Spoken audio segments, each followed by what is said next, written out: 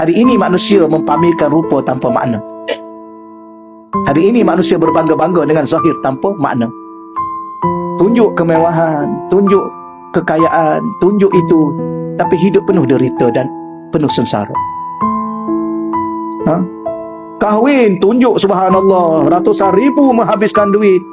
Ya, tunjuk dengan sebuah keindahan. Ya, dapat anak seorang bercerai habis. Apa maknanya? Dulu you nak tunjuk apa kat orang, sekarang you nak cakap apa pada orang. Sebab tu hidup ni berpada-pada. Ya. Apa yang Allah nak sederhana. Apa yang Allah ajar pada kita melalui baginda Nabi sederhana. Ya. Kalau happy, jangan terlalu tunjuk sangat kat orang kita terlalu happy. Kerana hidup ni sementara. Mungkin hari ni kita happy, gembira, besok belum tentu kita gembira, boleh jadi derita. Lepas tu jangan sibuk dengan orang, sibuk dengan diri kita dulu. Kita hari ni duk sibuk manjakan orang daripada diri kita sendiri.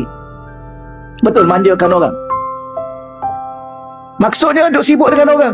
Orang ni makan apa, orang ni pakai apa, orang ni pergi ke mana, orang ni buat apa. Yang kita tu mandi pun belum. Ya?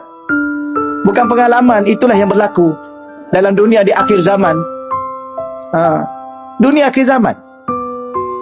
Takkan tak faham? Rata-ratanya macam tu.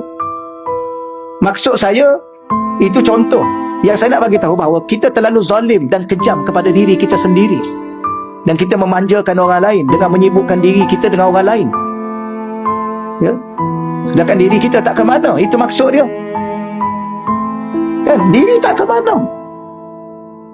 Duk sibuk komen orang ni, condemn orang ni. Duk sibuk pertikaian orang tu, pertikaian orang ni.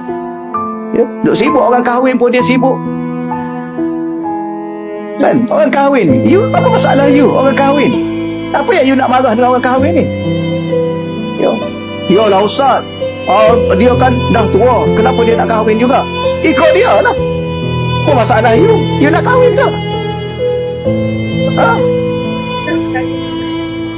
You nak kahwin ke?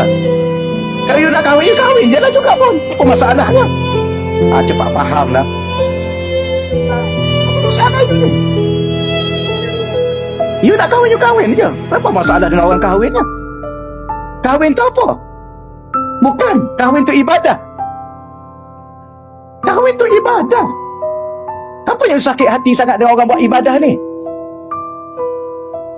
Waktu tua, dia kata tua. Orang tua tak ada perasaan ke?